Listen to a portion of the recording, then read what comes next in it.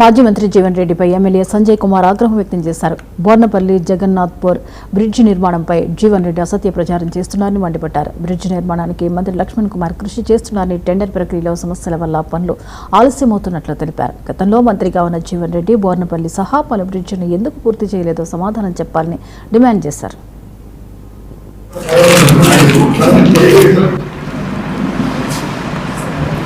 Bornapalli Jagannathpur bridge విషయంలో గౌరవ మంత్రివర్యులు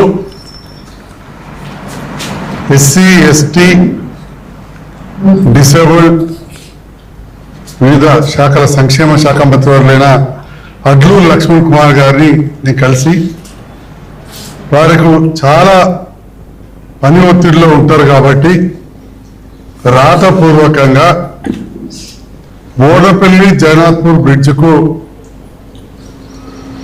తమరు మంజూరు ఇచ్చిండ్రు, టెండర్ పిలిచిండ్రు, కాంట్రాక్టర్ రాలేదు. కొంచెం chief engineer tribal welfare Nayak గారితో మాట్లాడిన చెప్పడంతో వారు వెనువెంటనే స్పందించి సిఈ గారితో మాట్లాడి ఎమ్మెల్యే గారు వచ్చిండ్రు, మనం ఇది మంజూరు ఇచ్చినాం, మరి కాంట్రాక్టర్ రాలేదంటే ఎవరైనా మంచి కాంట్రాక్టర్ని చూసి మాట్లాడమని చెప్పడం జరిగింది.